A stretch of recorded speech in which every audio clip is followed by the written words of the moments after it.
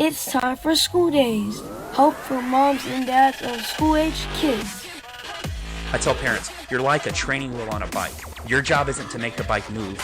Your job is to keep the bike upright. Those of us who are the true educators, we really want to be given the opportunity to educate the whole child. We can get free college degrees based on all of the opportunities that are out here and available to our students. Oftentimes, as parents, I think we want to protect our kids, but I think one of the greatest gifts we can give them is allow them to experience adversity. Yeah. Here's your host, Danita Bailey. Well, good evening and welcome to School Days, Help for Moms and Dads of School-Aged Kids. I'm Danita Bailey. So I know David and I are a tad bit late to the party, but we started watching the show Schitt's Creek on Netflix recently. Last night, I watched an episode where an adult 20-something Alexis decided to go back to school to complete her senior year in high school. She was accused of plagiarizing a paper because, unbeknownst to her, her father revised her paper in an attempt to help her. It made me think of yesterday when I was helping my son DJ write 300 words about figurative language in an Edgar Allan Poe poem about a man madly in love with a woman. Now, he's a 7th grade boy, so you can imagine how that was going. He had very little idea what figurative language was, let alone how to describe the author's use of it in 300 words. So I worked with him, but having prepared for this show, I truly wondered if I was overstepping my boundaries. You see, it's hard to let your kid turn in bad work. It's hard to walk the line between helping them and letting them learn and do it on their own.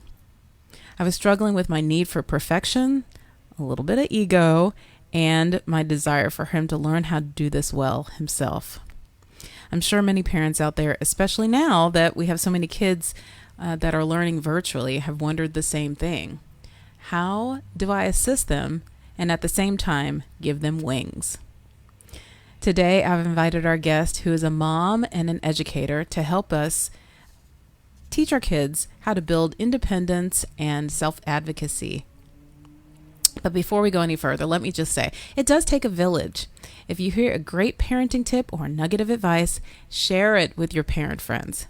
Facebook it, Instagram it, tweet it, link it in, and add the hashtag School Days Show and hashtag I am School Days. And also, if you want to be a part of the show, if you have any questions, we'd love to hear from you. Give us a call at 214-444-5575, or if you're live with us on Facebook, you can drop us a question there. So let's jump right in and introduce our guest. Today's Kidcaster is my own 7th grader, DJ Bailey from Mansfield, Texas. Jodi Maurici has been a health educator for 25 years and has recently started sharing her experiences and insight in her writings. Jodi has a master's degree in education as well as certifications in the health and fitness industry. She is passionate about teaching children the importance of being confident, independent, creative problem solvers. When she is not teaching or writing, you can usually find her with her husband, daughter, and dogs doing something active. Welcome to School Days, Mrs. Maurici. Hi, Jodi. Thank you so much. Yeah, Hi, thank you so much for having me. It's my pleasure. Sure. Well, let's just go ahead and jump right in. First, I want to know, what is self-advocacy? It's a really good question, and that's something that I focus on constantly with my students from the very first day I meet them. Self-advocacy is the ability for them to speak for themselves, to express their emotions, their feelings, their desires, their frustrations. It's for them to feel confident in their own voice. And that's really what self-advocacy is, what I'm encouraging in my kids. Mm-hmm. And why did you decide that this was something that you wanted to incorporate into your classroom? About 3 years ago, I was teaching a group of 7th graders that were the most anxious students I had ever met in my whole career. And I started to wonder why they were so afraid to speak up, to ask questions, to fail. And that's when I started to really speak to these kids and say, well, why are you afraid? Why can't you ask me? And they were so afraid of rejection, failure, not getting the answer that they were happy with. And it took me really getting to know what was making these kids so anxious for me to start teaching self-advocacy for them. Mm-hmm. And you said that there's been an impact of parents being helicopter parents. Is that part of what Yes. you've seen? Tell me a little bit about that. I've had more than my share of helicopter parents, and in my own personal life as well, you know, with friends, not just at work. And I know oftentimes as a parent,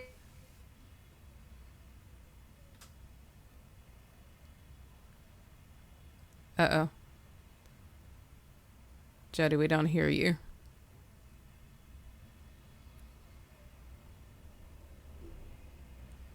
let them fly on their own.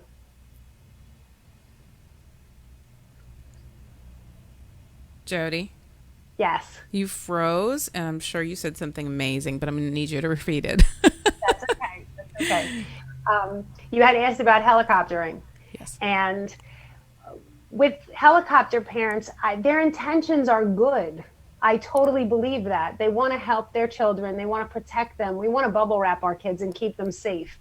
But in our effort to do that, we're taking something so vital away from them, their self-independence and their confidence. And a lot of times, and I found this from working with the kids and the research and interviewing these students, they don't feel confident when we're constantly rushing to fix things for them. They feel personally like we feel that they can't do it. And that's how a kid perceives their helicopter parent. Yeah, yeah. When do you think this started? Because, when I was growing up, when you were growing up, this wasn't really a thing. I can remember going out and, the mandate was get home before the light comes on, the street light comes on, right? Yep. And my big sister, and I did have a sister that was quite older than me, but we were told to just go roam the streets, go and get some fresh air and whatnot, and that's not a thing anymore. So like, when did this even start, that we start hovering over our kids and not letting them do stuff?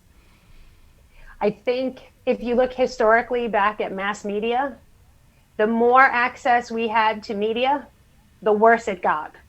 Because all these things were happening in the past. The crimes and the devastation, it was all happening, but we weren't constantly bombarded with the same thing. And I use the example of the announcement that comes on when a child is missing. And The Amber now Alert. they have it, the Amber Alert. They have it on the highway. They have it on your phone buzzes. So now your phone buzzes 10 times, and it's still the same one situation that happened in Wyoming, not even close to you, but because you're constantly bombarded with that a child was taken, now your fear elevates. And as parents, we fear for the safety of our children. So when you're constantly bombarded with these things that we perceive are happening right in our own backyard or happening multiple times, we get scared. And I think people hover more when they're feared.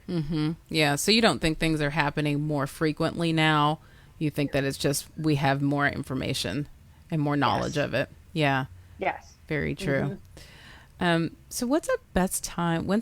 How soon should we start teaching self-advocacy and independence to our kids? And what's appropriate for what age? Because I'm not, going to send my 7-year-old out to, go ride the city bus or whatever.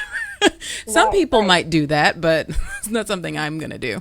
So what's appropriate, and when do we start teaching self-advocacy and independence? I think that you can start teaching self-advocacy and independence at such a young age. I mean, I think back to even when you have a child who's just starting to speak and you take them to a restaurant, you can ask them to tell the waiter or waitress what it is that they want. Even if the waiter or waitress doesn't understand because they still have the childlike language, they at least attempted it. That just gave them a boost of confidence.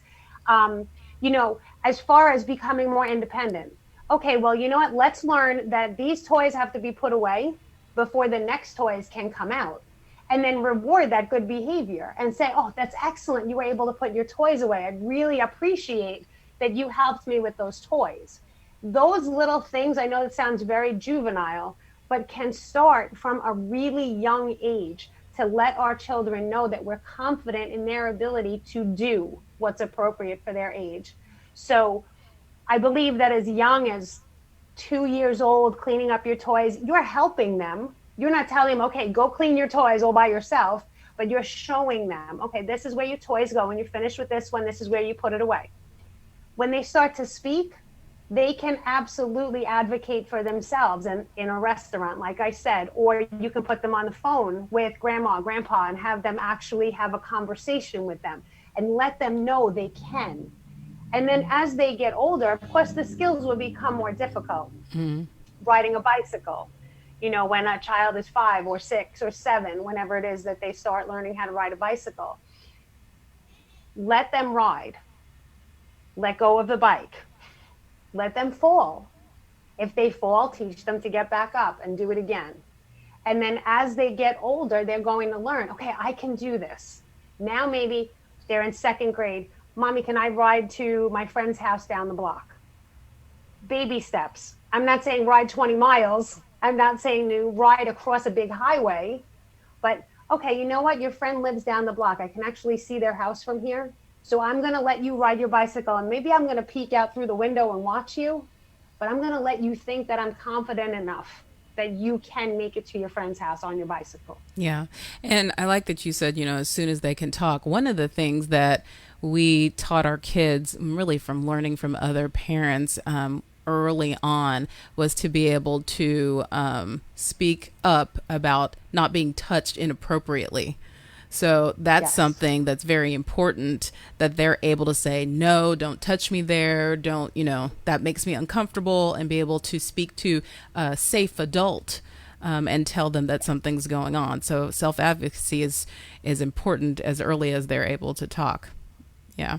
Yes. I totally agree with that. And one of the things, and I've said this so many times on the show before, our kids are entrepreneurs, all 3 of them. So they have their little businesses, which means they have their own money. And one of the problems with that was that we would leave the house and they'd want to get something, and then they didn't have their money. So we got them something called a green card, which is a debit card that's connected to their accounts, basically. And it's a real debit card with their name on it, expiration, all that stuff, and they can use it to spend their money. Well, when my daughter was 6, I think we got them last year.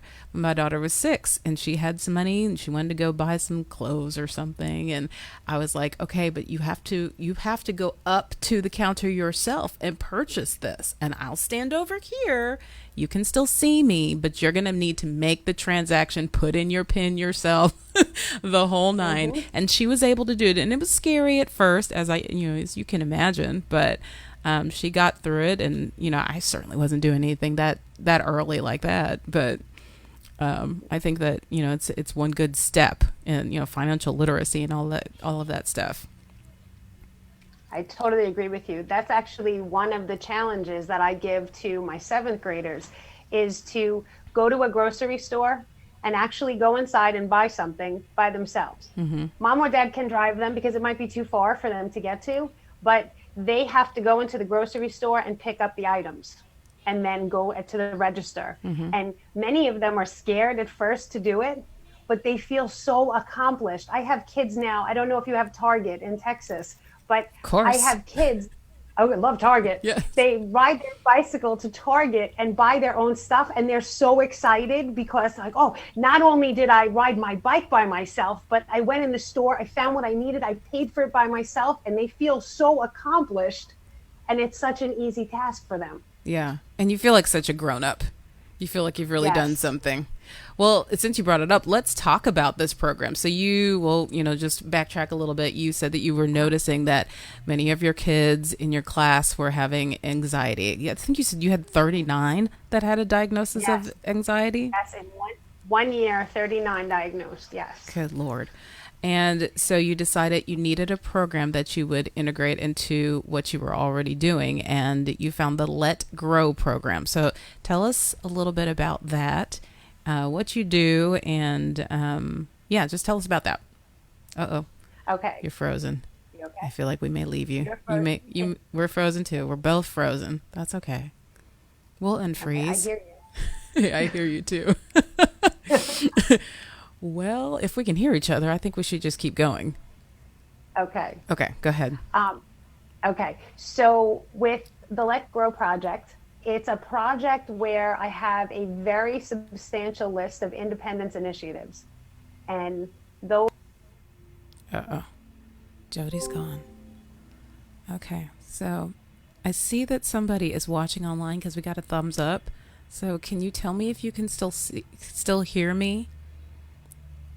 We are having some technical difficulties with our guest, but if you're there, then type something in the chat and say, "Yep, I'm here." Go ahead and tell me who you are. Oh, she's coming back. I told you I'd be talking to the audience. Okay, your sound's popping back in. Okay. There you we go. Okay. Can you hear me? So just rewind a little bit. Okay. Back to the Let Grow project. So you can hear me now? I can. Okay, good. We're good. So the Let Grow project is a project which consists of a significant amount of what I call independence initiatives. And they're tasks that are age appropriate that children have to do for the first time in their life by themselves. So the ones that they would choose, and I give them each quarter, I encourage them to choose 5 per quarter. And when they do the independence initiative with parental permission, but not parental assistance, then they reflect on their experience. So a couple of my favorites: go grocery shopping, run an errand for your parents, call for takeout, or order your own food when you go to a restaurant. I've had kids in 7th grade tell me they're not allowed to order their own foods, or they're not allowed to call for takeout because their parents are afraid they're going to mess up the order. And that's when I started to realize, as these kids that we were talking about initially had gone through the list and they're saying, well, but my parents won't let me do that. And I said, but it's something easy. Yeah, but they don't trust me. And I said, but we're talking about ordering a pizza. It's not a big deal. You know, what's the worst that can happen? My kids always know. I say, what's the worst that can happen? And they say, oh, but the pizza might come out wrong. I said, okay, so what's the worst that can happen? Right. You have 2 burnt pizza. Okay, it's fine. And that's what I really started to see with these kids. And this one year that you know is what sparked me to do this. One of the challenges on the list is to cut your own meat. I had 7th graders that were not allowed to use a knife to cut their own meat. 7th graders? 7th graders. And I would ask, well, what would happen if you cut your own meat? And they said, my parents don't want me to get cut. Oh, so it wasn't some sort of issue with sharp objects, like we're concerned he's going to do something. It was just, I don't want my child to cut himself or herself. Wow. Cut himself. Mm-hmm. Did the child get to cut and when his I or saw her that, own meat? At the end of that year, those children have now, you know, moved on. They're up in the high school. But at the end of that year, that child still had not cut his own meat. And honestly, there was more than one. Oh, good Lord. Wow. So, okay, so how long ago was that? Yeah. Can you hear me? 3 years ago. That was 3 years ago. Do you keep up with these kids Yes. at all? And do you know, how years. are they doing now? And Some of them, yes. I have a group of, I call them Grow graduates, because they graduated from the program and then they actually come down and now are mentors for the new kids in the group. So I do still keep in touch with that group of them. But as far as the en masse, I don't keep in touch with them because there's so many of them. yeah. I would love to hear from them, though, especially now post-COVID. I would love to hear what they were experiencing during the time at home. Yeah, I'd love to hear from the kids that weren't allowed to cut their own meat in 7th grade once they get to college and whatnot. Yeah. and see how they fare. I mean, it sounds like that's not I've going to. often wondered that. Yes. So, how did you find the Let Grow program? I was just Googling, and I happened to find, I was looking up programs for independence, and the Let Grow project had come up. And I started to do research, and I said, oh, you know what? I really like this project. And one of my friends had heard about it in her district. And so I asked her if she had more information, and she connected me with some people. And then I started using the program from there, and I took it and I ran with it. I added my own independence initiatives to the program, and I'm actually on the advisory council for the project right now because of my involvement with it. And you also write for their blog or their website, correct? Yeah. Yes. Yes. That's actually how I found you. I Facebook, or I internet stalked you and found you online. So I saw a video that you actually had some students in, and one of the things that one of the students said, she stopped asking herself what if, and she just did things. Mm-hmm. I loved that. Can you tell us a couple of confidence that? Yeah, go ahead. I want to hear some success Repeat, stories. please. Okay, sure. There are so many that just flood to my mind when we talk about this program, because I've been touched in so many ways by these kids. I had one kid in 7th grade that he always cried when he took tests before he even saw if the test was difficult or not. And he would just cry. And I worked with him through this program, and I kept asking him, why are you crying? And he said, I'm so afraid to fail. And I said, okay, but what if you do fail? What would happen? I wouldn't even get maybe into a good college. And I said, we're talking about 7th grade, and it's one test. We have to put things in perspective. But, as you read in my article, a lot of times when parents catastrophize, that one test makes the child panic. And the child always did very well, which was ironic that he would cry before each one. And I remember the last test of the school year. And afterwards, he came over to me and he said, did you notice something? And I said, what was I supposed to notice? He said, I didn't cry. I'm getting chills and I still keep in touch with this child. He didn't cry because he finally understood that he was going to do his personal best. He wasn't striving for something that somebody else told him he had to strive for. He was doing it for him and not trying to prove something to everybody else. And his confidence level went up so much. And that's just one of them. I have so many. I had a boy in 7th grade who could not ride his bicycle yet. And another boy in the class heard him say, oh, you can't ride your bicycle? And the kid said, no, I never learned. I fell off, and my parents said I didn't have to get back on again. This other boy went after school and taught this kid how to ride a bicycle. Oh my gosh. It was a Let Grow experience on both ends. It blows my mind. And now the kid is riding bicycles, and he has more friends because he can ride bicycles with other kids and ride to his friends' houses and all. And so that was another huge one.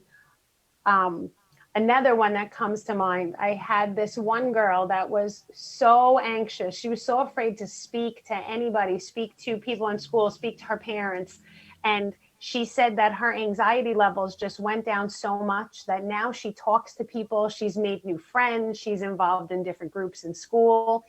And she's so much more confident in herself because she took those chances. She came out of her comfort zone and she saw, wow, I can do this. And the minute students start to see they can, it gives them this adrenaline rush, this feeling of self-satisfaction. And it gives them this desire to want to keep trying and keep doing new things, maybe a little bit more challenging things. But once they realize that it's not to be feared to come out of their comfort zone, they keep trying things. And that gives them this capability, and capability builds confidence. And I've seen that firsthand. Yeah, that is so awesome. I would like to know, because, we are taught that we need to advocate for our kids. I mean, and not really taught. We just, innately advocate for our kids to make sure that they're getting what they need, especially in school. So as a parent, how do I know when to advocate for my child and when to let him or her advocate for himself? That's a really great question. What I always try to do, and I've done this with my own child who's 18, I have her advocate for herself first. And if the problem is not solved, we'll work together to figure out, should she continue to advocate or do I need to step in? So I would say for all parents to encourage their child to advocate for themselves first, and then ask the child, well, how did it go? Did you ask Mrs. So-and-so, the question that you had? Or what was the response? Are you happy with the response?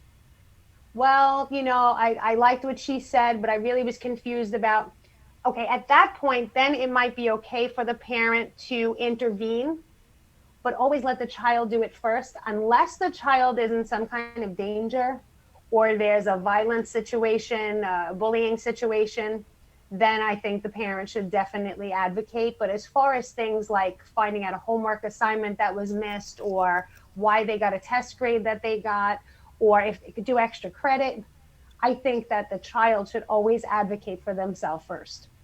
I love that. That is such a great point of guidance or tip, or that is phenomenal, especially so I've got a 12-year-old, and so he's right there in that awkward junior high stage where he's not sure what to ask, and he feels like, well, she's gonna get mad at me, but and then sometimes he's completely bold and doing stuff that I wouldn't say, I wouldn't even have the courage to do.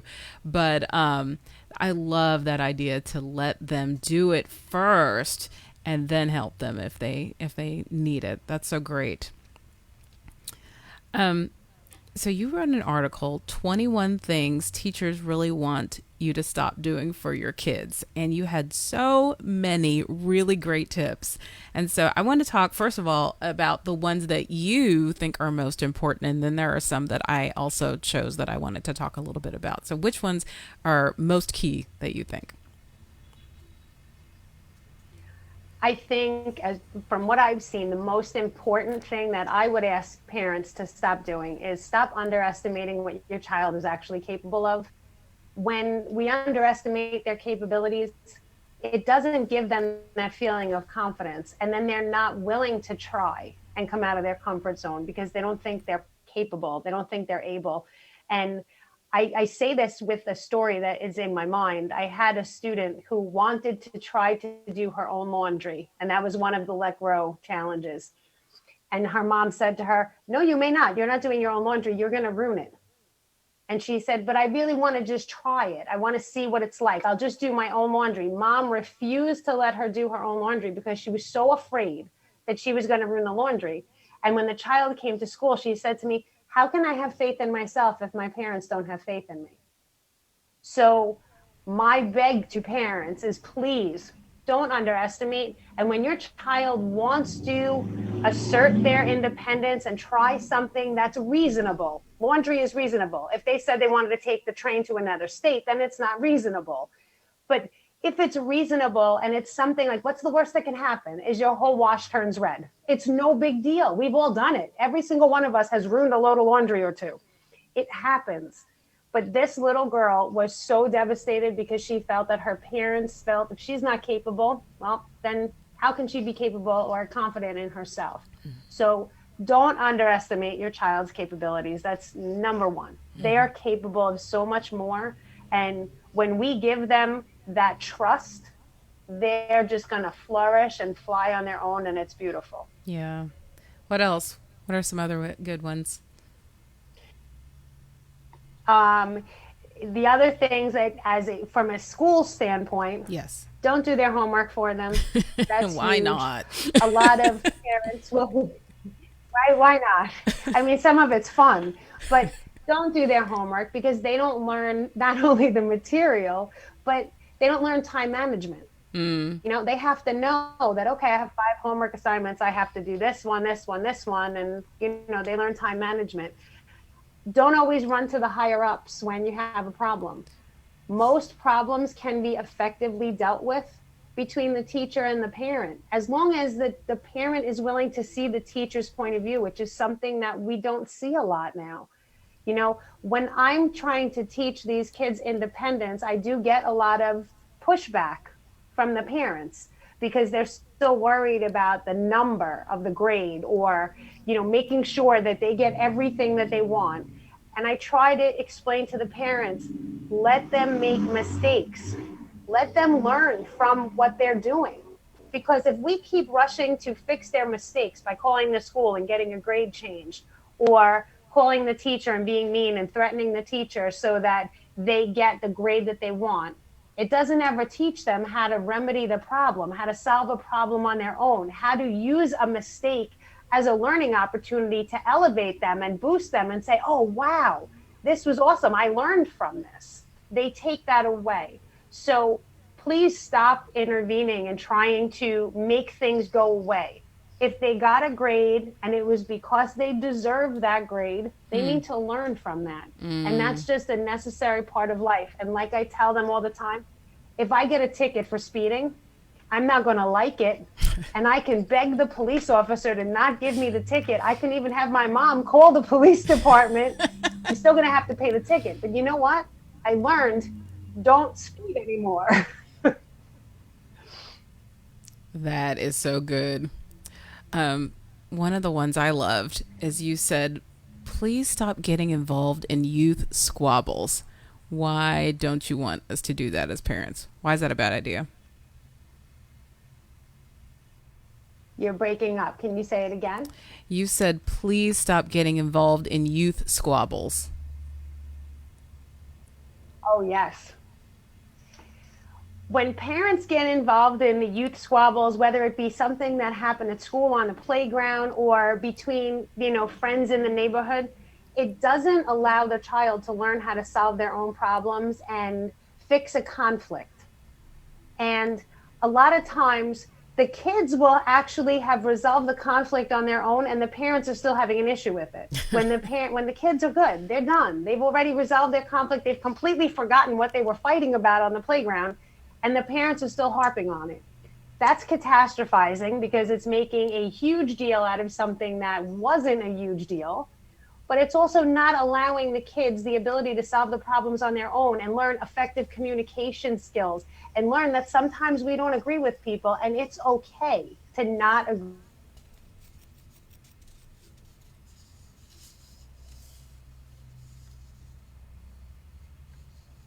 Uh-oh. The Dallas Long Island connection is not so great today, folks.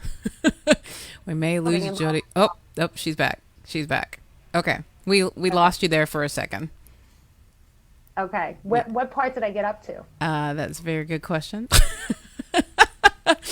Can you just answer that again? I'm sorry. Yeah, they're squabbling. Squabbling, yes. I want parents to understand that squabbling. I want parents to understand that when they get involved in the squabbles, most of the time, the kids already solve the problem and they're still harping on it. And there really is no need to harp on it. When we get involved in these minor squabbles, I'm not talking about bullying incidences or violence.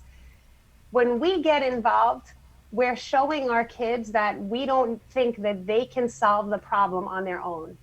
And these kids can solve those problems on their own. And like most parents will realize, if they just take a step back, the kids actually resolve the issue.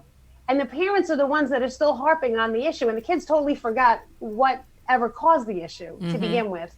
And by letting them deal with their own squabbles, they're learning that everybody has differences and that we can communicate and we can share our frustrations and our feelings with each other, even if we don't agree. I didn't like what you did. You didn't like what I did. But it gives us that ability to communicate with each other. And in doing that, helps us to learn how to build relationships. And relationship skills are something that is seriously lacking these days because of all of the technological communication. This face-to-face figuring things out doesn't happen as much. So when a parent would get involved, it takes away that ability and that practice for them to learn how to figure it out on their own. Mm-hmm. Very true. Another one that you wrote was stop overly praising your kids out of habit. What do you mean by that?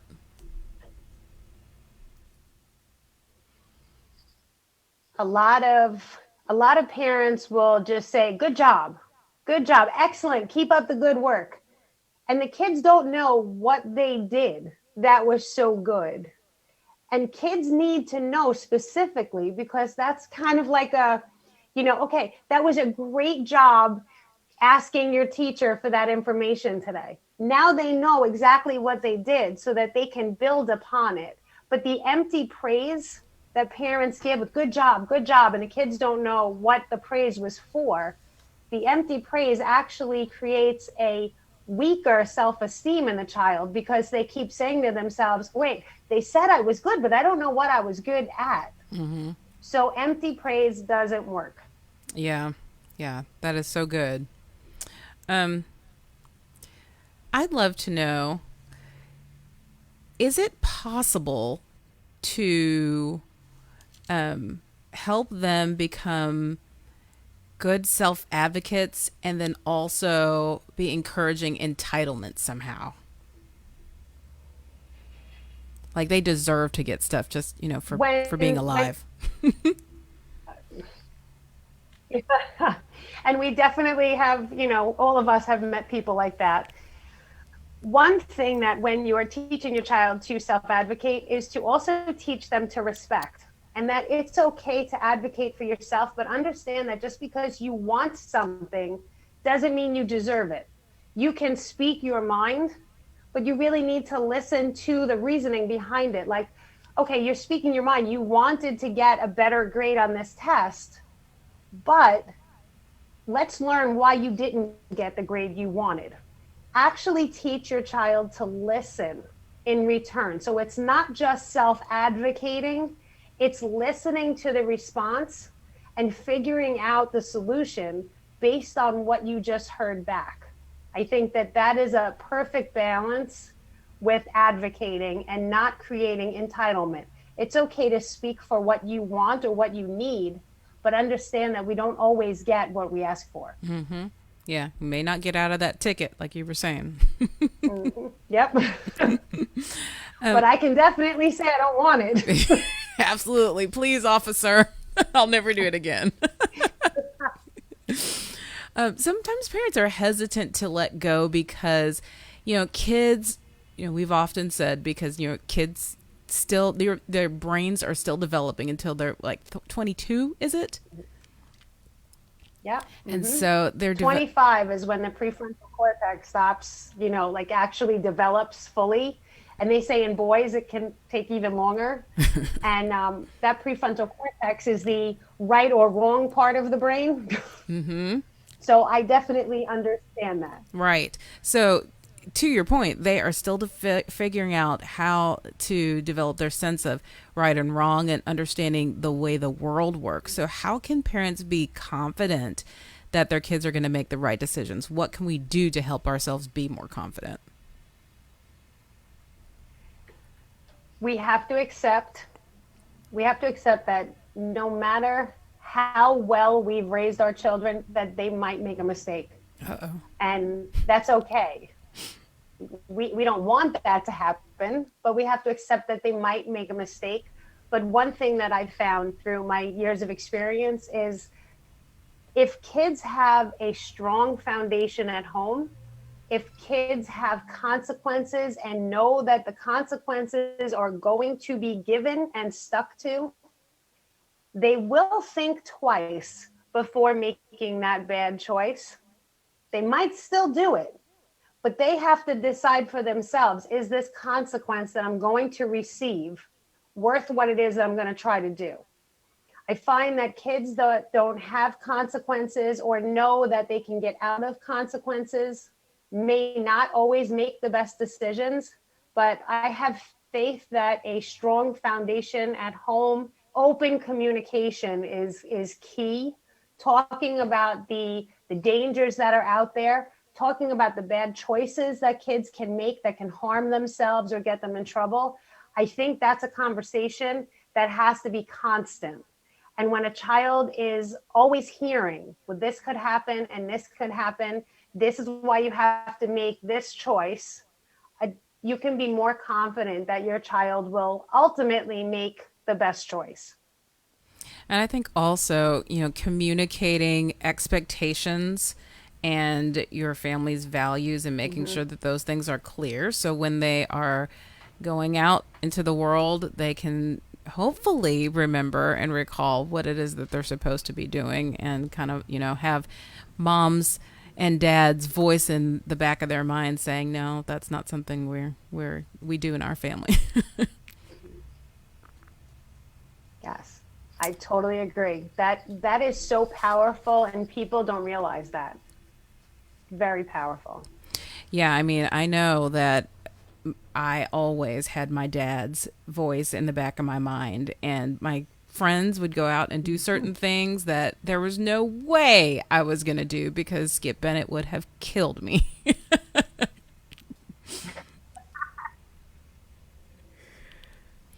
So you and your students are going to be featured in an upcoming documentary. So can you tell us a little bit about that? Yes. I actually got the news today. It's going to be released on November 19th. It's very exciting. It's called Connect the Dots. And it was asked to be at the Los Angeles Film Festival, so it will be aired there as well. I will share, of course, with you the link as soon as I get all the final invites for it. The Connect the Dots is a documentary based on why kids are anxious today and what they need to be less anxious. And then it talks about how anxiety can contribute to other risk behaviors like drugs and alcohol, cutting, self-harm, and so forth. And we tied the Let Grow project in with the anxiety, because ultimately, if we can eliminate or at least minimize the anxiety, then those risk behaviors may not happen as they're happening. And so myself and the students were interviewed on their experiences becoming more independent with the Let Grow project and how they felt from the beginning to the project to the end of the project. So I'm very excited, and they're so excited to see themselves on the silver screen, so to speak. Of course. That's amazing. So I mentioned earlier that you're an author. You write for Let Grow. What is the website for that? How can people read more about what it is that you're doing and your advice for students and for parents? The Let Grow website is letgrow.org, and Let Grow is one word. And when you visit Let Grow, they give you so many different resources for parents. And if you are a teacher out there and you'd like to start this program yourself, they also have resources for teachers. They have contact information on there, and then you can contact Lenore Skenazy. She's the founder of the program, and she will put you in contact with, sometimes it's me because I am a representative for the program. And then we get you started on the program. Danita, are you there? Yes. Uh-oh. I'm here. Again. I'm here. You there? Yes. Okay. So you can go on the Let Grow website, letgrow.org, and find all of the parent resources, student resources, etc. You can feel free to drop me a contact. If you put my contact information in the podcast, my Facebook or my email is fine. And I can give you more information about the project itself. I do normally, pre-COVID, I used to do presentations in schools to help them become more familiar with the project and get started in their schools as well. We do hope to start those trainings again sometime very soon, I'm hoping. And then we can come to your school if you're local and show you how to do the program. And if you are not local, this program is global. They found out about this program in other countries. The documentary was filmed by a Canadian filmmaking company. They found out about it.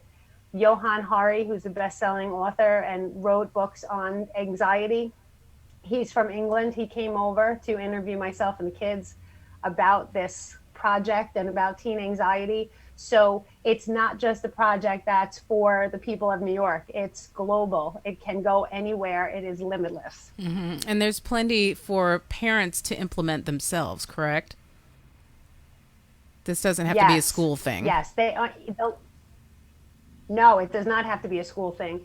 And there are actually parent resources on Let Grow that give you, they break it down into early elementary, middle elementary, middle, and then high school, so that a parent can look at it and say, oh, okay, these things are age appropriate for my third grader. I can let them start to try these things. So it really helps because it gives you guidance as to what may or may not be appropriate for your child for their age, because a lot of times, especially if you don't know other people that have kids your age, you don't know if you're making a right choice, letting them do something by themselves. Right. Very good. All right. Well, unfortunately, we are out of time. This has been very, very helpful. I know that plenty of parents out there are like, okay, I want them to be successful adults. But when do I start cutting the apron strings? When do I let go a little bit and let them do things on their own? So you gave us some really wonderful tips that we can implement right now, and that I will actually go back and listen to the show again, I think, and say, okay, what things do we need to do ourselves here in the Bailey household? So thank you so much. We appreciate all that you're doing with your students. Thank you so much. It has been my absolute pleasure to be here. Thank you, Danita. I'm so glad you found me. I am too. Take care. Noggin Educational Foundation is the premier sponsor of School Days, and so we always want to let you know what's going on with Noggin. We're currently taking applications for 2 of our programs.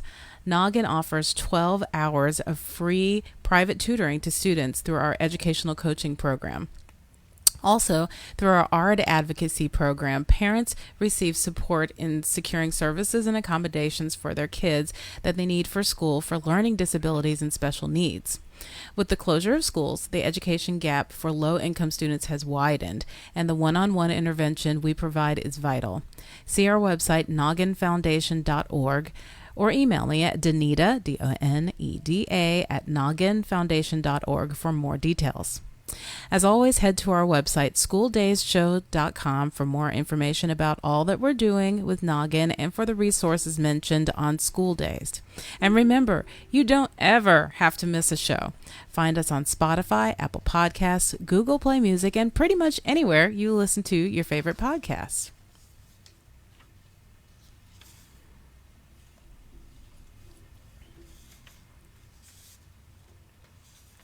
And don't forget that we are live each week at 5 o'clock. And you can find us on our website, on our Facebook page, Noggin Educational Foundation, each week at 5 o'clock Eastern Time, or Central Time. So next week, we're going to have another kid takeover. I know everybody really loves these. 2020 is going to go down as one of the most interesting years in education so far, I think. And so what we're going to do is we're going to talk to a group of kids who are doing in-person learning and find out kind of what their experiences have been and what they're doing and how things are changing in the year 2020. So don't forget to tell your parent friends about that. And last but not least, we want to tell you that David and I are always parenting by grace. We depend on God to give us the strength that we need to help our kids grow into flourishing adults. And if you want to know more about that, please feel free to email me at info@schooldayshow.com. Thank you so much for watching. Stay safe and have a great week.